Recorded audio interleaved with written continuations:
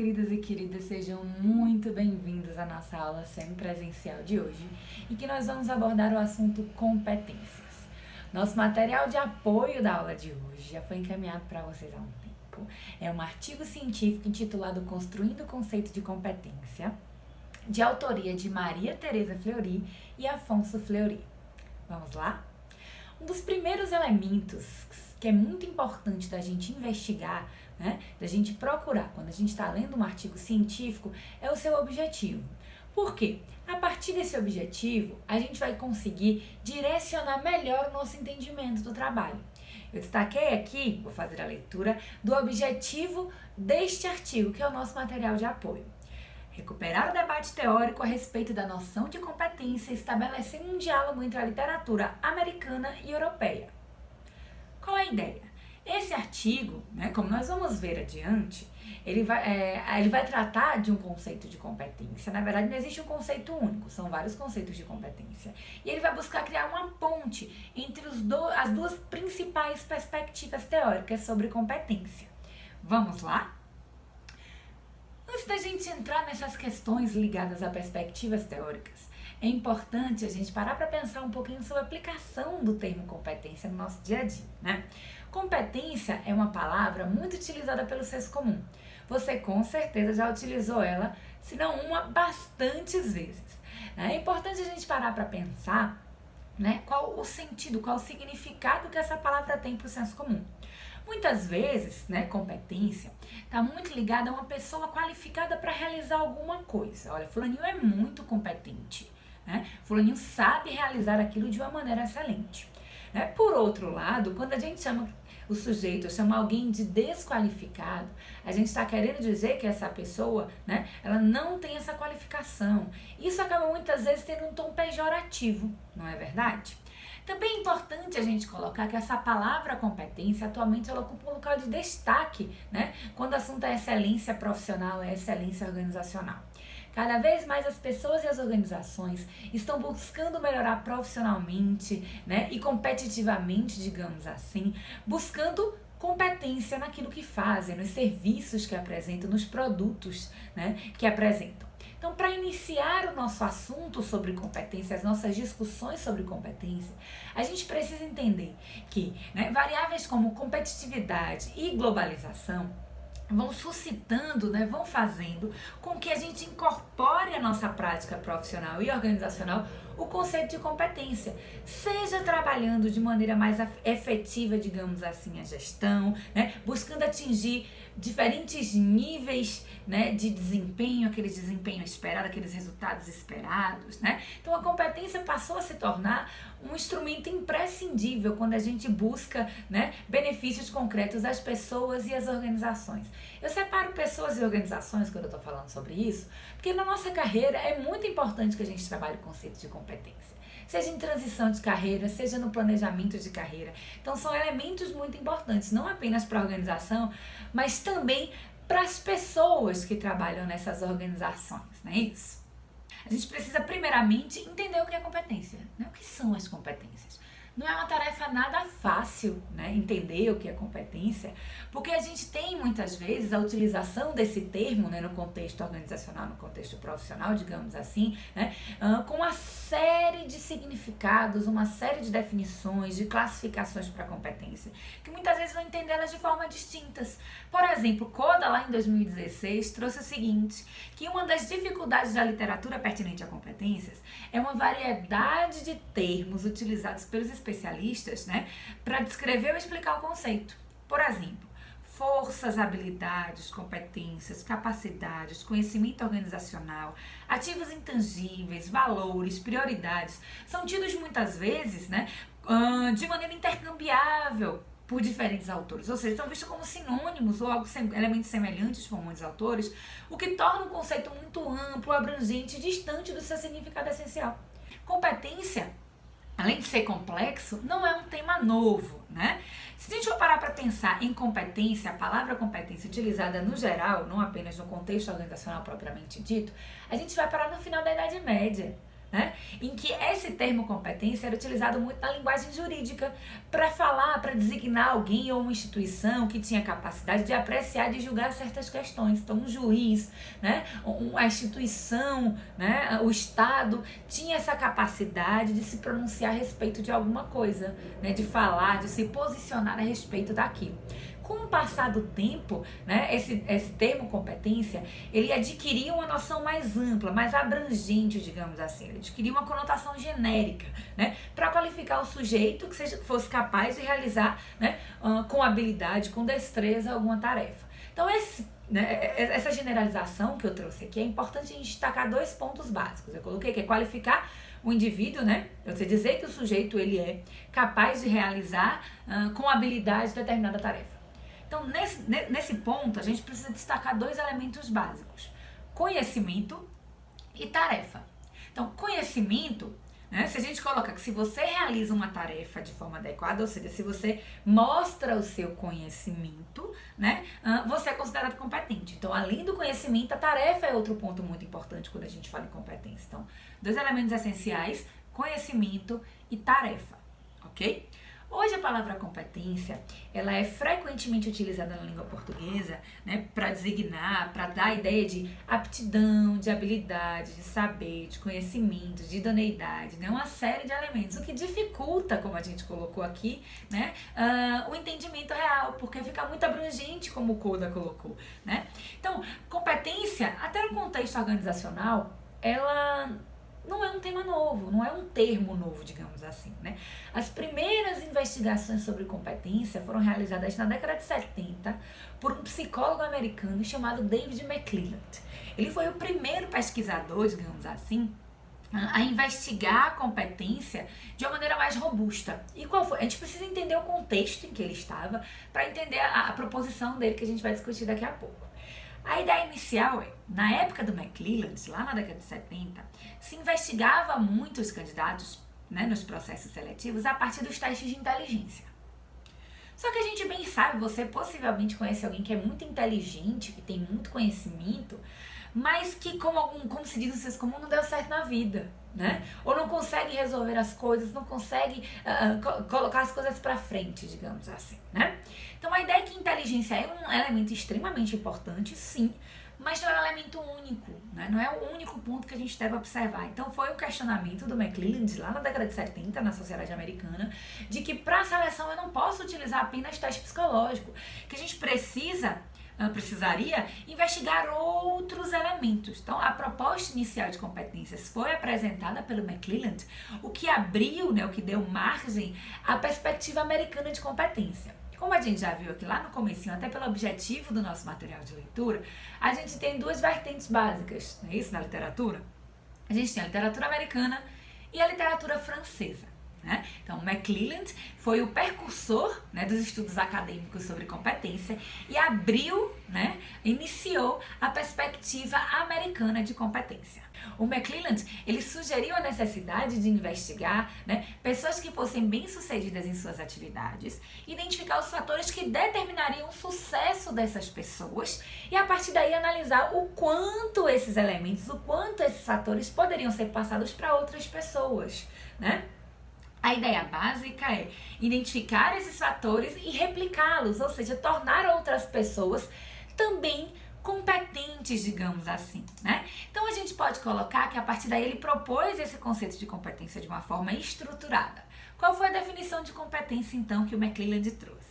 Competência enquanto uma característica subjacente a uma pessoa que é casualmente relacionada com um desempenho superior na realização de uma tarefa ou de determinada situação. O que é que a gente deve destacar nessa definição apresentada pelo McClelland, né? Que competência é algo próprio da pessoa. E se a gente está falando de competência no nível individual, é importante a gente destacar, né? No nível do sujeito, que pode estar relacionado, né? Possivelmente estaria relacionado ao desempenho superior em alguma tarefa. Isso não é inteligência, como ele já colocou, né? É importante a gente colocar. Isso porque ele buscava, como a gente trouxe, uma abordagem mais efetiva, né, do que os testes de inteligência nesses processos seletivos, digamos assim, né? Então, o que a gente pode colocar é que para o McClelland, para essa definição que ele trouxe, né, são os atributos intrínsecos a esse sujeito, ou seja, algo que está dentro desse, que faz parte desse sujeito, que vai o tornar capaz, né, de desempenhar determinada atividade. Então, rapidamente, essa proposição do McClelland foi ampliada, digamos assim, né, não apenas para o processo seletivo, mas também para o processo de avaliação de desempenho, por exemplo, né, para orientações de ações de desenvolvimento profissional e organizacional. Então, se saiu apenas da ideia de para a seleção, né, para novos horizontes, digamos assim, né? Não apenas identificar se o sujeito tem ou não tem, mas como desenvolver, né? Qual o gap que esse sujeito tem. Então é importante a gente colocar. McClelland foi o grande nome, né? Pelo menos o precursor desses processos de competência, dessas definições de competência. Mas outro nome muito importante nessa perspectiva americana de competência se chama Richard Boyatzis. Lá na década de 80, né? Quase 10 anos depois do que foi proposto pelo McClelland, o Boyatzis, ele identificou um conjunto de características e de traços que definiriam esse desempenho superior, né? Então isso foi muito importante. Isso foi proposto inicialmente pelo McClelland, mas foi, digamos, operacionalizado, né? Ou seja, colocado em prática pelo Richard Boyatzis. Então a ideia básica desse outro importantíssimo pesquisador para essa perspectiva americana é que ele ajudou nessa estruturação, né, do conceito de competência lá nos Estados Unidos. A ideia é que seus estudos contribuíram muito, né, para uma visão sobre competências que podem ser previstas, estruturadas, possibilitando essa definição de um conjunto ideal de qualificações, né, para que o sujeito apresente um desempenho superior nessas atividades de trabalho, né? Isso é extremamente importante, né? É que ele trouxe o conceito de competência enquanto chá. Possivelmente você já leu alguma coisa sobre o chá.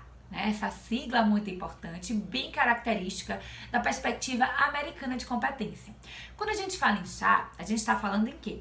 Nos conjuntos de conhecimentos, habilidades e atitudes, ou seja, conjunto de capacidades humanas que justificam o alto desempenho.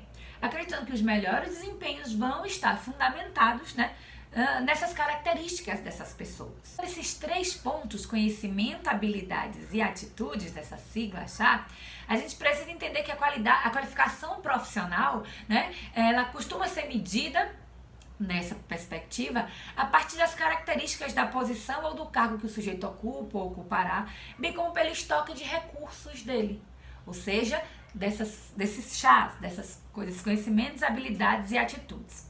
O Dutra, lá em 2017, ele trouxe uma pesquisa, né, realizada em 2010, dizendo o seguinte, que o conceito de competência baseado no chá vem se caracterizando como o mais utilizado pelas organizações brasileiras.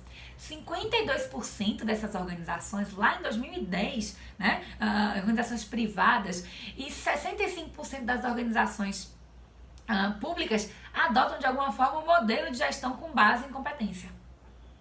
Olha que dado interessante, ou seja, a gente precisa ainda mais entender, né, esse conceito de competência, o que é competência. Isso é essencial para que a gente consiga aprofundar melhor esse nosso conhecimento. Então vamos lá trabalhar o que é esse chá.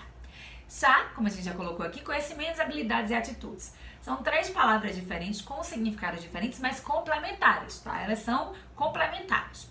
Quando a gente fala em conhecimento, a gente está falando da informação que a gente adquire a partir de estudo ou pela experiência, né, de vida e que a gente vai poder utilizar. Então a gente fala de conhecimento, ou seja, o conhecimento é o saber. Eu sei, eu tenho conhecimento disso, ok?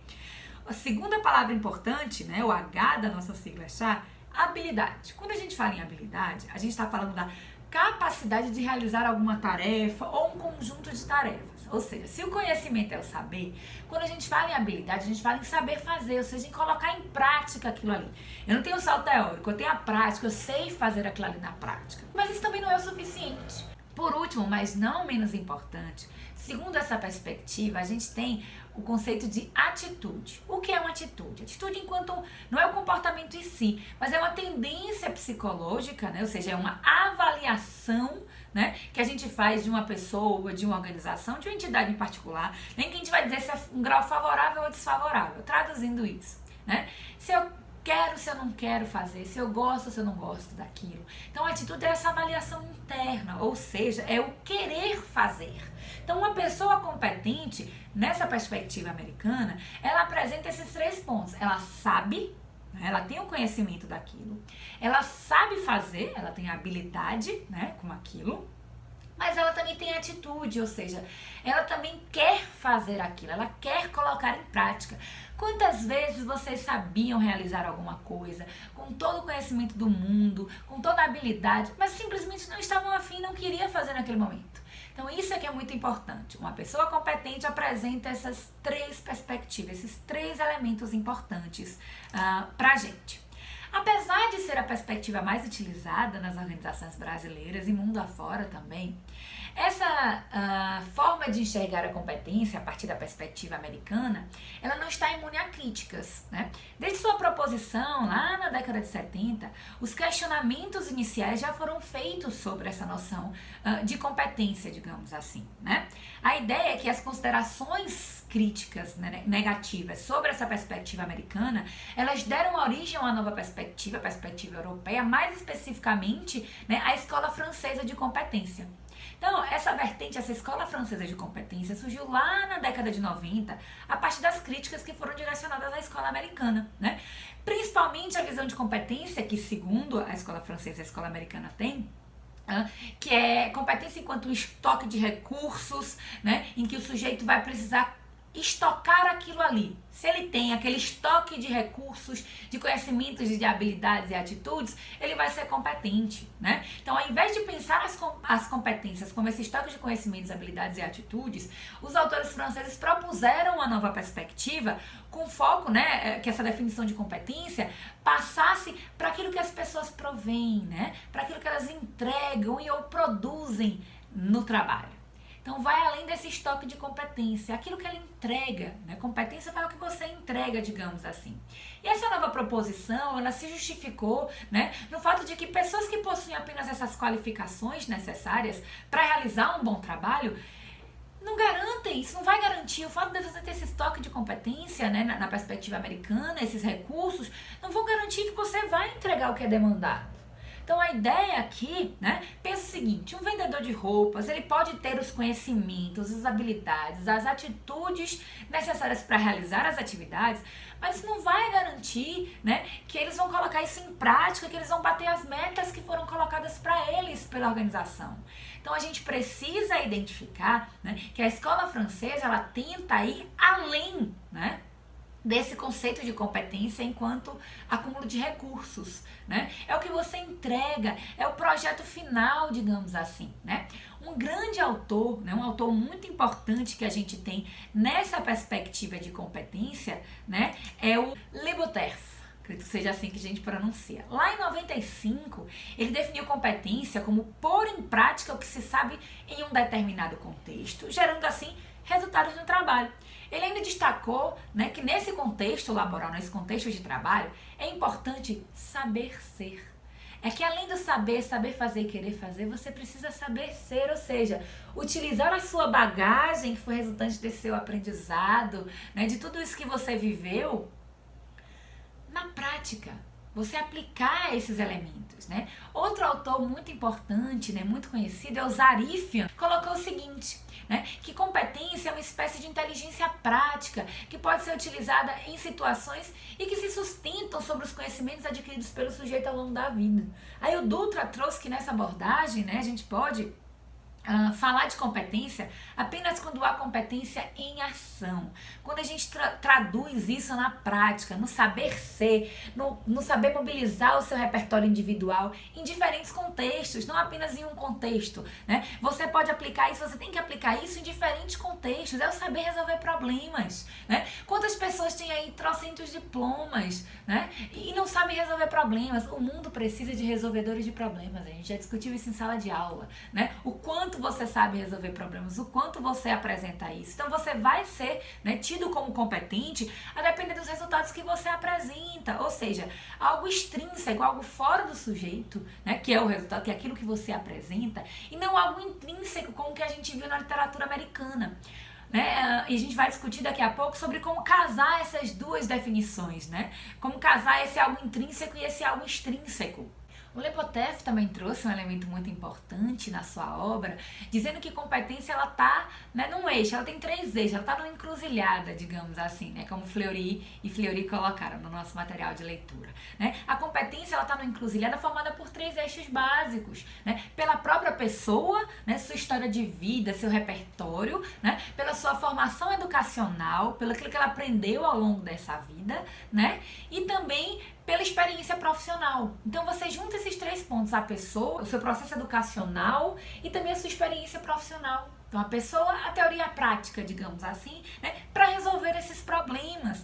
A ideia é que a partir daí, competência vai ser saber agir de maneira responsável, que é reconhecido pelas outras pessoas, né? Só você ter o diploma, ela é importante até a página 2, né? Você precisa mostrar esses seus conhecimentos, você precisa colocar isso em prática e dar resultado, né? Isso é que é muito importante a gente colocar, é o mobilizar, integrar, transferir esses conhecimentos, esses recursos e essas habilidades num contexto profissional determinado, né? Saber resolver esses problemas, digamos assim, né?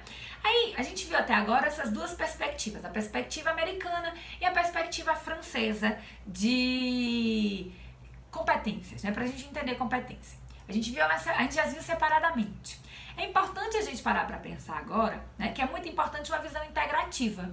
Né? O próprio Fleury e Fleury propuseram uma visão integrativa de competência, né? Dutra e colaboradores também em 2017 colocaram o quê? Que uma perspectiva mais recente, digamos assim, né? Ainda engatinhando, mas mais recente, busca compreender a competência numa junção dessas 2 vertentes. Ou seja, consideram a entrega que a pessoa realiza e as características que ela possui que vão auxiliar na realização dessa entrega. Então é você juntar o chá a esse saber ser, né? E isso é muito importante. Nessa visão integrativa, a competência pode ser entendida não apenas como um conjunto de chá, né? Conhecimentos, habilidades e atitudes, mas como um conjunto de realizações, de desempenhos, né? Desenvolvidos por uma pessoa lá no seu contexto de trabalho. Tem uma figura muito interessante, né, do livro de Dutra e colaboradores, né, que mostra essa comparação desse conceito de competência, né, a junção da noção de capacidade, né, que são as entradas, esse input aqui, mas também a noção de output, que é a contribuição, agregar valor, né, que é a mobilização dessas capacidades. Isso é extremamente importante para a gente considerar nessa visão mais recente de competência. Então essa figura que está sendo apresentada agora para vocês, né, indica o quê? Que os trabalhadores eles são agentes de transformação, porque eles entregam na visão sistêmica, né, que é entrada, transformação e saída, que a gente já discutiu em sala também, né? Os sujeitos como agentes de transformação, eles entregam, né, o input, a entrada, os seus conhecimentos, suas habilidades e as suas atitudes e o transformam nessa vivência organizacional, né, em competências entregues para a empresa, ou seja, nessa mobilização de capacidades, contribuindo, dando resultado,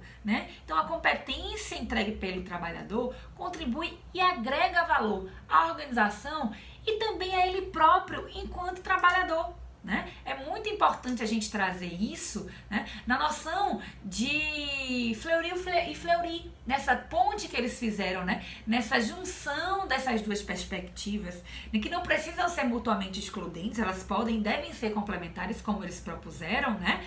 Eles definiram então a competência a partir dessa junção de elementos como um saber agir responsável e reconhecido, que implica mobilizar, integrar e transferir conhecimentos, recursos e habilidades que agreguem valor econômico à organização e valor social ao indivíduo. Traduza, professor, o que é que significa isso?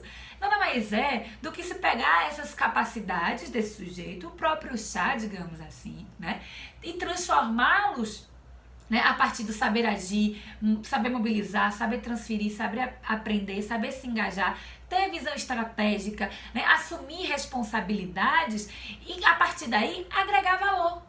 Mas é importante a gente destacar que esse agregar valor, nessa perspectiva, digamos assim, em que a gente consegue juntar as 2, digamos, né? Em que a gente consegue integrar essa visão integrativa desses elementos, é importante a gente colocar que esse agregar valor não fica apenas na organização. É agregar valor para o sujeito, é agregar valor econômico para a organização, ou seja, ajudar a empresa a ter lucro, a atingir os seus objetivos, mas sem deixar de lado, sem esquecer, né, o agregar valor social ao sujeito. Seja por meio de novos conhecimentos, novas habilidades, novas atitudes, seja também pelo aspecto econômico, né? O que isso vai trazer para esse sujeito se ele apresentar esses elementos, se ele trouxer esses resultados, né, para a nossa organização. Então, a gente vai ver no semestre que vem, né, vocês vão ver novos modelos de gestão, né, o Dutra trazendo de que a satisfação tem que ser mútua entre trabalhadores, né, entre os trabalhadores e a organização. Trabalhador satisfeito tem que ser a organização satisfeita e vice-versa, né? Não é apenas a satisfação de uma das partes, é satisfação de ambas as partes, né? Outro aspecto importante, né, inspirado na obra de Le Boeuf, né, que Fleury e Fleury trouxeram no nosso material de leitura, né, é um quadro para as competências, né, quadro de competências para o profissional. A ideia, por exemplo, o que é esse saber agir? Saber agir é saber o que e por que fazer alguma coisa, é saber julgar, é saber escolher e decidir de forma adequada, né? Saber mobilizar recursos é saber o que criar sinergia, mobilizar recursos e competências. O saber se comunicar é compreender, trabalhar, transferir informações e conhecimentos, né? De forma limpa, digamos assim, diminuir ruídos nesse processo de comunicação, se fazer entender de maneira adequada, né? Saber aprender, que é trabalhar o conhecimento e a experiência, rever modelos mentais, né? Aprender e desaprender também, né? Porque muitas vezes para aprender algo novo, a gente precisa desaprender, né? Um elemento que a gente já faz há muito tempo, que a gente já sabe há muito tempo, digamos assim, né? Saber se desenvolver, ter autonomia para buscar esses elementos. Outro ponto é o saber se engajar e se comprometer, né? É a noção de empreendedorismo nas organizações, né? Não é só a empresa que tem que ser empreendedora, as pessoas que trabalham nela também precisam ser empreendedoras, né? Essa visão empreendedora é extremamente importante pra gente. Essas iniciativas, assumir riscos, a depender da cultura organizacional, mais ou menos riscos, né? Nos comprometermos com o nosso trabalho, com a nossa organização também, desde que haja contrapartida, né, da organização também se comprometer com a gente, isso é bem importante. Saber assumir responsabilidades, né? Ser responsável, assumir riscos e consequências de suas ações e sendo reconhecido por isso também, novamente a noção de contrapartida. E por último, ter uma visão estratégica, ou seja, conhecer e entender o negócio da organização, seu ambiente, identificando as oportunidades e as alternativas que a gente tem, a visão sistêmica, né? E a visão para frente, digamos assim. Então é importante a gente colocar isso, né? Ter isso em mente quando a gente trabalha na noção de competência. Então, como a gente viu aqui, competência é uma palavra bastante comum no nosso cotidiano, né? Você já tinha pensado no tanto de ideia, no tanto de sentidos diferentes, significados diferentes que essa palavra competência pode ter, né, no meio acadêmico, digamos assim? Quando você utiliza essa palavra para elogiar alguém no trabalho, né? Qual a noção de competência que você adota? Né? É a noção da escola americana, é a noção da escola francesa, ou é a junção dessas duas, né? Nessa vertente mais integrativa? A importância de entender, né, essas diferentes vertentes, ela pode ser vista na prática. Você consegue imaginar, né, que a forma como o gestor define competência pode influenciar os comportamentos e os resultados dos seus subordinados? Né? Se ele acha que é conhecimento, habilidade e atitude, ele vai cobrar de um jeito. Se ele acha que que competência deve ser enxergada como um resultado, ele vai cobrar de uma outra maneira. E a visão integrativa também, juntando tanto conhecimento, habilidade e atitude que o sujeito entrega, e o sujeito coloca no processo, né? E o que ele entrega, que é o resultado final, também vai ser uma outra forma. Às vezes pode parecer, né, de pouca relevância, mas na prática, infelizmente, não é. E a gente precisa pensar sobre isso, né? Nosso material de leitura, ele também traz mais informações sobre, né, quando ele coloca competências não apenas no nível do sujeito, no nível do indivíduo, mas quando ele traz a noção de competência para o nível da organização, né? Quando ele pensa numa perspectiva mais macro, né? Eles trazem a organização, na verdade, como uma grande carteira de competências, como uma junção, né, de diferentes competências, de diferentes pessoas que vão transformar, né, juntas, se transformam nessas competências grandes que a organização tem, digamos assim, né? Os trabalhos, né, de Prahalad e Hamel, lá na década de 90, sobre core competências da empresa, despertaram o interesse lá de vários pesquisadores, mas também de profissionais das próprias organizações, né? A ideia básica, né, que esses autores trouxeram e que é muito importante para a gente é que todo e qualquer empresário ele vai buscar, né, as famosas vantagens competitivas. Isso é muito importante para a gente. Né? Porque, como a gente já discutiu, as empresas muitas vezes elas querem se tornar agentes de mudança, elas querem, né, iniciar as mudanças, serem conhecidas por esses processos inovadores. Tem muita empresa, por exemplo, que tem um setor voltado especificamente para a inovação de produtos, de serviços, querendo, né, tomar essa dianteira, digamos assim, nessa globalização, nessa competitividade tão grande que a gente tem, né? Se posicionar na frente de seus concorrentes.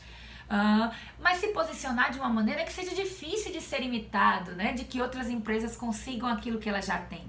Então a ideia é que para isso, para que as empresas tenham esse conhecimento, digamos assim, tenham essas vantagens competitivas, isso envolve um processo que requer uma nova maneira de pensar. Até o certo desaprender, como a gente já falou aqui, né? Desaprender de coisas que puxam a gente para baixo, que puxam essa organização para baixo e se readaptar, né, a essa realidade nova que a gente tem encontrado todos os dias nas organizações. Então, Prahalad Ramel, lá na década de 90, diferencia competências organizacionais de competências essenciais, tá? Competências essenciais, digamos que são um tipo de competências organizacionais. Vamos pensar o que é uma competência organizacional. A gente já entendeu aqui o que são competências do sujeito, certo? Que é a noção de competência que a gente viu até aqui, da escola francesa, da americana e a visão integrativa. Mas competência organizacional são os conjuntos de conhecimentos, habilidades, tecnologias, sistemas físicos, gerenciais e valores que geram um diferencial competitivo para a organização. Tá? Isso é bem importante da gente pensar. Então, competências organizacionais, a empresa ela vai ter em diferentes setores. Tá? Cada setor vai ter suas competências X aí que vão se configurar em competências organizacionais. Mas quando a gente fala em core competências, né, ou competências essenciais, a gente precisa pensar que elas obedecem a 3 princípios básicos, né? Primeiro, elas precisam oferecer benefícios reais ao cliente final, aos consumidores, não apenas à organização em si. Né? Qual a vantagem de ter nosso produto, qual a vantagem de ter nosso serviço, digamos assim, né? Tem que ser muito difícil de ser imitado, né? A gente sabe, a gente já falou aqui, né, sobre o ciclo, né, em que as organizações seguem, que as organizações acabam seguindo, né, para não morrer, né? Tem aquela organização que é agente de mudança, aquela que segue, né, essa organização, se adapta aí, né, e consegue continuar, e a vítima de mudança. Então, essa agente de mudança, ela precisa trazer uma característica, um novo produto, um novo serviço, que seja difícil de ser imitado, pelo menos inicialmente. Alguns trabalham com patentes, por exemplo, né, de que você não pode utilizar por X tempo aquilo que a empresa tem. Essa é a noção também que a gente pode trazer, de ser difícil de imitar, né? E também prover acesso a diferentes mercados. Quando a gente fala de prover acesso a diferentes mercados, né, é importante a gente colocar que ela vai ter uma amplitude de possibilidades. E a questão principal, como bem colocou Fleury no nosso material de leitura, né, é a possibilidade de combinação de várias competências de uma empresa, né, que ela pode conseguir para desenhar, produzir, distribuir seus produtos e serviços aos clientes no mercado. Então, essa competência seria a capacidade de combinar, misturar e integrar recursos em produtos e serviços. Ficou claro para você essa definição? Né? A gente separando competências organizacionais de competências essenciais. Então, a organização ela possui diferentes competências organizacionais, diversas competências organizacionais localizadas, né, em diferentes áreas. Mas apenas algumas delas vão se converter em competências essenciais quando atingirem aqueles 3 critérios que a gente já colocou aqui. Então, é muito importante da gente colocar, né, que são essas competências essenciais, essas core competências, que vão as diferenciar das outras concorrentes, né, e que vão garantir essa vantagem competitiva saudável sobre as outras organizações. Quando a gente fala em competência essencial, esse conhecimento deve estar associado a um sistemático processo de aprendizagem. Né?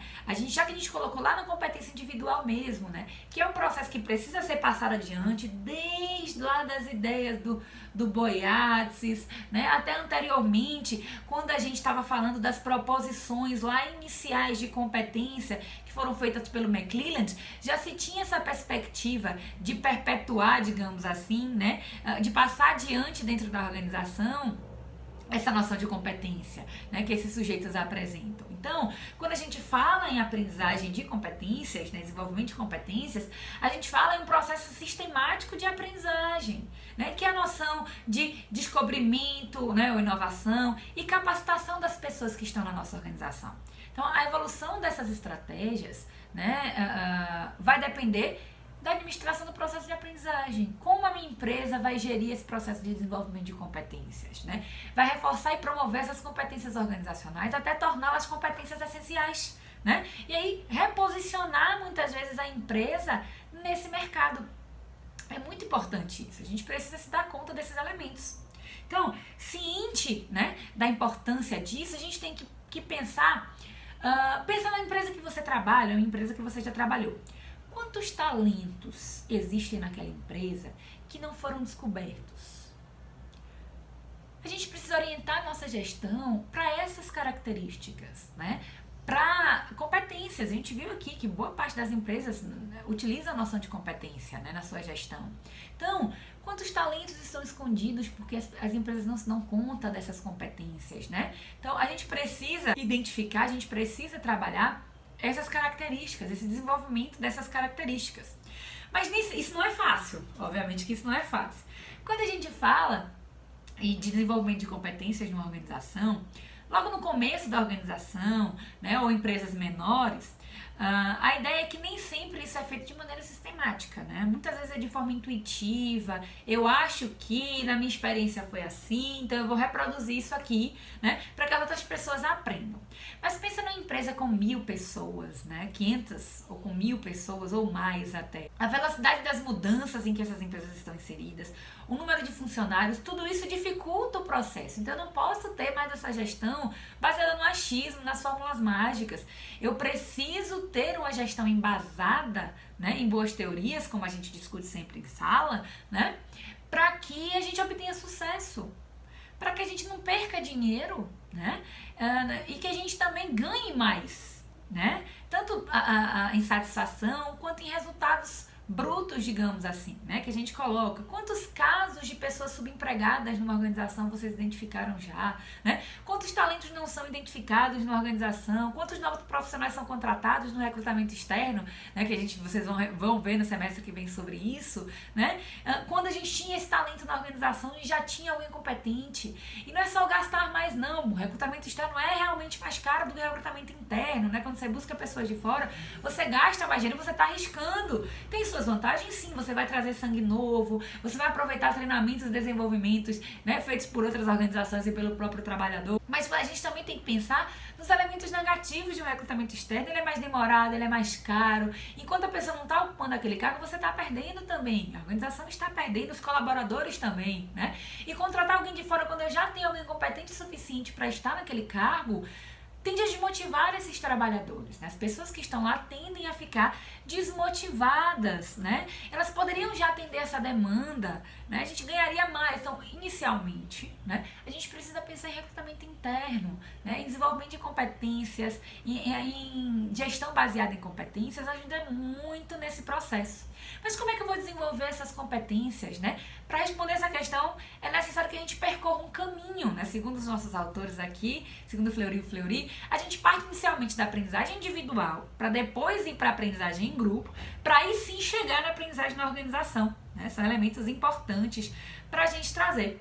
A gente já discutiu na nossa segunda temática, na nossa temática 2, o que é aprendizagem, né? A aprendizagem é o processo de mudança de comportamento, seja por aspectos, né, ligados à maturação, seja também elementos contextuais que vão incentivar, vão estimular, né, essas mudanças, digamos assim.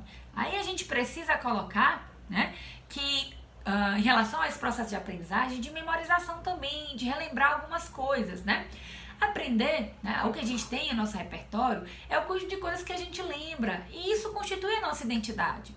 Aquilo que você aprende, digamos assim, né, põe bem aspas nesse aprende, mas que depois se esquece como se isso nunca tivesse existido, como se você nunca tivesse aprendido aquilo, né? E são muitas as formas de aprender. né, nesse processo individual? Lendo, ouvindo, colocando em prática, errando, né, tentativa e erro, aprendizagem por imitação, olhando alguém fazendo. A gente tem uma série de formas de aprender. A gente já discutiu isso na temática 2 também, né, diferentes perspectivas teóricas de aprendizagem, né? E cada pessoa se vê única nesse processo de aprendizagem. É muito importante. E na organização, como a gente juntando, né, acho que é legal essa junção da temática 1, que é o que a gente está vendo hoje, com a temática 2, né, da nossa disciplina, quando a gente fala em cultura, né, em aprendizagem nas organizações.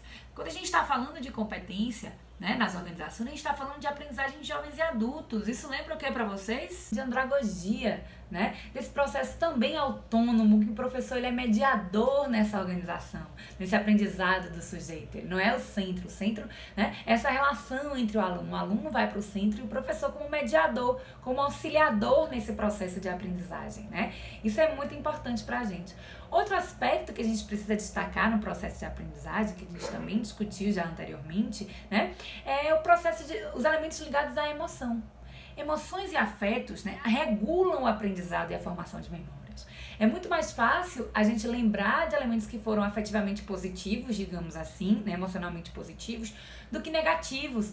Pensa lá qual professor que mais te marcou na escola. Possivelmente foi aquele professor, né, que tinha um carinho especial, que você tinha um carinho especial por ele, né, do que aquele que você não tinha, tinha lembranças ruins, digamos assim, né?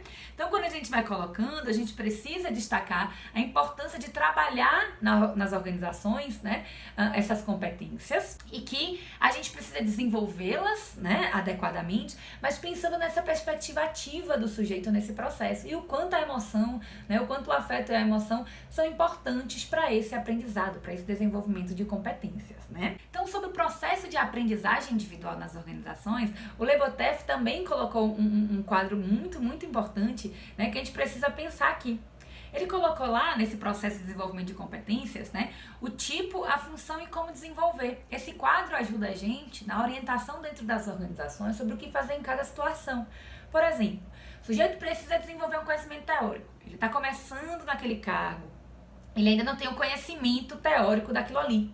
Então, a função é que ele consiga entender e interpretar aquilo de maneira mais fácil. Então, como é que eu desenvolvo isso? A partir da educação formal e de educação continuada.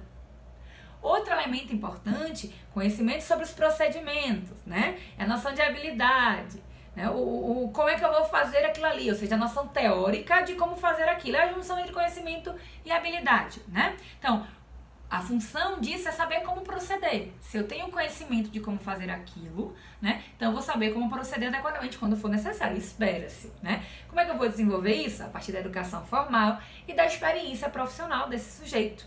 No conhecimento empírico, né, a noção do saber fazer. O empírico é colocar em prática. É o saber como fazer, né? Aí, desenvolver o quê? Experiência profissional desses sujeitos. E conhecimento social, o relacionamento interpessoal, é saber como eu me comportar, como eu desenvolvo isso, experiência social, experiência profissional. Também posso fazer treinamentos para isso, né? Desenvolvimento de competência nesse sentido. E o conhecimento cognitivo, que é saber como lidar com a informação, saber como aprender. Porque a gente tem tanta informação hoje, gente. A gente recebe uma enxurrada de informação todos os dias, né? E a gente muitas vezes não sabe lidar com isso. Então, como é que eu vou trabalhar esses elementos, né? Como é que eu vou desenvolver essas competências nesses sujeitos? A partir da educação formal e continuada, experiência social e também experiência profissional. Então, é importante a gente colocar aqui, a partir desse quadro, estratégias que são mais facilmente, digamos, aplicáveis, né? Que podem se tornar mais eficientes a partir desse auxílio, né? Mas como é que eu passo da aprendizagem individual para a aprendizagem organizacional?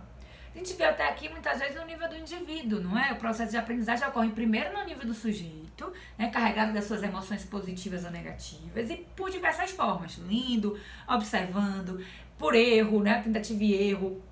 A gente tem uma série de elementos. No nível do grupo, a aprendizagem ela pode acontecer no nível social e no nível coletivo. Então, no nosso material coloca que é preciso observar como o grupo aprende. No meu setor, a aprendizagem informal, são eles conversando entre eles, né? Como eles combinam os conhecimentos e crenças individuais, como eles as interpretam, integram, né, em esquemas mesmo compartilhados de aprendizagem, né, que podem constituir orientações para a ação. Então isso já vai facilitar como eu observo, como eu identifico, né, a aprendizagem do meu setor. Por último, mas não menos importante, né, que aí é o nosso último nível, o último ponto, é a aprendizagem no nível da organização. O processo de aprendizagem individual, né, de compreensão e interpretação partilhadas pelo grupo, ou seja, a gente partiu do nível do indivíduo, depois isso foi partilhado pelo grupo, digamos assim, né, interpretado pelo grupo, quando se torna institucionalizado, né, ou seja, como faz parte da instituição como um todo, já faz parte do modus operandi, digamos assim, da organização, né, e acaba sendo expresso, como a gente vê em cultura, por diferentes artefatos organizacionais, ou seja, as regras e os procedimentos, né? Isso se torna aprendizagem no nível organizacional. Faz parte da cultura da organização, né? Então as organizações vão desenvolver memórias que retêm e recuperam essas informações. É o você saber onde você tem que ir na empresa quando você precisa de alguma informação. Isso faz parte dessa cultura de aprendizagem. Isso porque, como os autores do nosso material colocaram, né, a empresa pode não ter cérebro, mas tem sistemas cognitivos e memórias, né, uma forma de enxergar a cultura organizacional, como a gente viu também, né, nas nossas aulas sobre cultura organizacional. As empresas desenvolvem rotinas, procedimentos relativamente padronizados de como lidar, né, com os problemas internos e até com os problemas externos, né? A quem eu vou me remeter, com quem eu vou falar. Então a gente precisa entender que mudanças nesses processos, estruturas ou de comportamentos, né, são indicador de que a aprendizagem aconteceu. Porque lembra que a aprendizagem é, no final das contas, uma mudança de comportamento, né? Ela vai mostrar pra gente um indicador bruto de que a aprendizagem realmente aconteceu. Então, uma organização que aprende é aquela organização que enfatiza, né, que dá ênfase na capacidade de adaptação, né, às taxas aceleradas de mudança que ocorrem no mundo. A empresa não precisa nem ser agente de mudança, mas ela consegue se adaptar às mudanças num tempo hábil, né? Isso é uma organização que aprende. E aí Senge, lá na década de 90, trouxe pra gente que a adaptabilidade crescente, né, constitui apenas o primeiro passo do processo de aprendizagem quando a gente fala na organização. O desejo de aprender mais e mais, né, é muito importante. Ser criativo, ser produtivo. E é por meio dos processos de aprendizagem que a organização vai desenvolver essas competências essenciais e se tornar, né, referência, né, no mercado, ter a sua vantagem competitiva. E aí, pra gente finalizar, né, o nosso encontro de hoje, a nossa aula de hoje, a gente precisa colocar que as competências organizacionais, né, principalmente as competências essenciais, que são as visíveis mais facilmente pelo nosso cliente, né, já que é uma das características básicas, elas estão associadas à imagem dessa nossa organização. A empresa se vende com essas competências essenciais, né? Ao fazer uma adequada gestão dessas competências organizacionais e essenciais, das tecnologias que tem, das pessoas, né, dos talentos que a empresa tem, né, ela acaba desenvolvendo competências que irão fortalecer sua imagem junto ao mercado. É aquela empresa que você quer trabalhar porque ela é muito conhecida por algum elemento, ela tem uma vantagem X, né? E isso faz com que você se destaque dos outros. Então não basta apenas uma empresa ter pessoas talentosas, ter pessoas qualificadas, né? Já que a gente falou de competência aqui. É muito importante, né, que as estratégias da empresa sejam viabilizadas a partir do uso adequado desses talentos, dessas competências dessas pessoas.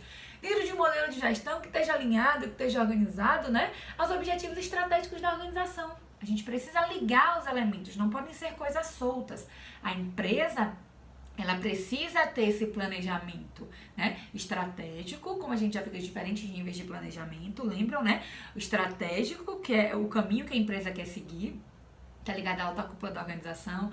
O tático, que faz o meio campo, né, entre esse caminho que a empresa vai seguir, e o operacional, que é o colocar em prática, né, que aí, geralmente são os individuais lá dos organizadores, dos trabalhadores, digamos assim, né. Então precisa haver essa comunhão entre, né, essas questões, entre os talentos, as competências e os objetivos estratégicos. A empresa ela não pode querer crescer se ela não tiver determinadas competências. Ela precisa desenvolver determinadas competências para o seu crescimento, para se tornar referência, por exemplo, né?